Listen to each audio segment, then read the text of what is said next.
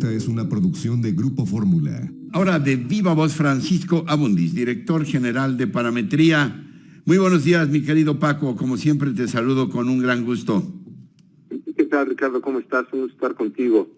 En las elecciones intermedias del pasado 6 de junio, pues hablamos mucho de los candidatos, de los partidos que representaban, pero creo que poco se ha analizado sobre las propuestas o los temas que estuvieron presentando a los votantes, y entiendo que has hecho un trabajo al respecto sobre el tema o los temas que más inquietaron a quienes fueron a emitir su voto el 6 de junio, mi querido Paco.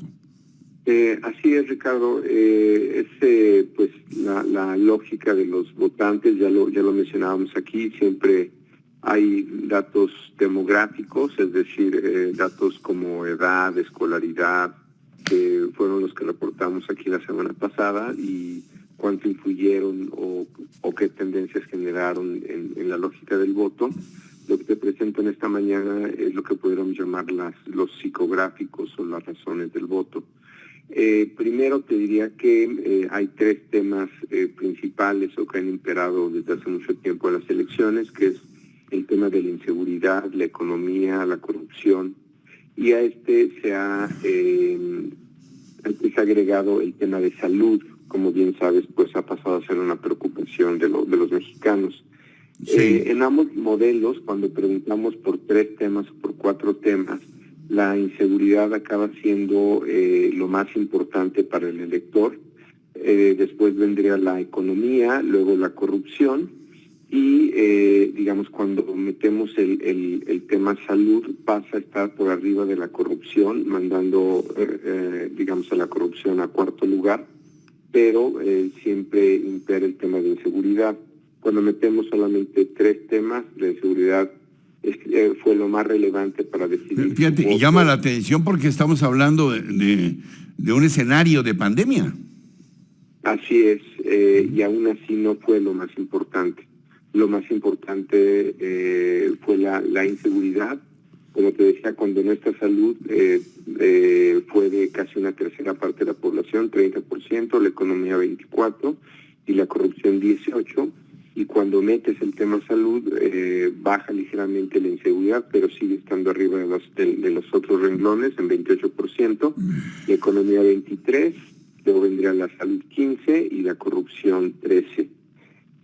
Si esto lo comparamos en el tiempo, Ricardo, con otras encuestas de salida, que me parece que es donde pasa a ser como más relevante el tema, vemos que en realidad la inseguridad es el tema más importante, no solo en las elecciones intermedias, sino en general en las, digamos, pasa a ser lo más importante, sí, incluidas las presidenciales, en el 12, en el 15 y en el 21. En el 18, y este me parece de los datos más interesantes, la corrupción fue el dato más importante, o fue la razón más importante de voto, por arriba ligeramente de la economía. Pero si revisamos prácticamente las últimas elecciones, digamos, la presidencial del 12, la del 18, perdón, la del 15 intermedia, 18 y 21, verás que en la mayor parte de ellas el tema de la inseguridad es lo más importante, seguido de la economía, y salvo el 18 fue la corrupción. Sí, ahora dime si hubo algún partido que acertara a acercarse más a estas propuestas que inquietan a la gente, es decir, que haya previsto que estos eran los temas de mayor interés para los electores. Pues ahí viene, me parece, lo interesante, Ricardo. Sí hay una diferencia muy clara en términos partidistas, o lo que le preocupó a los, digamos, por hablar de las tres principales fuerzas electorales, a los panistas, a los priistas y a los morenistas. En general, el tema de la inseguridad, cuando preguntamos, digamos, cuando incluimos el tema salud, la inseguridad pasa a ser lo más importante para los panistas, y luego vendría inseguridad y luego salud. Y en el caso del PRI, Parece ser que la salud fue también lo más importante, luego la economía y luego la inseguridad. Aquí lo que me parece muy interesante es que independientemente del modelo de si incorpora salud o no, para los morenistas la corrupción siempre es lo más importante. Y esto me parece que responde mucho a una lógica electoral o digamos a una, podríamos llamarlo una base presidencial o una base del partido de Morena, que básicamente sigue los temas o las propuestas de sus liderazgos, en este caso del presidente, que como bien sabes frecuentemente habla del tema de corrupción. Oye, a propósito del presidente, ¿hay en este trabajo alguna percepción de cómo anda la aceptación de López Obrador, que ayer dijo pues que el 87% de la población apoya el cambio que él ha propuesto?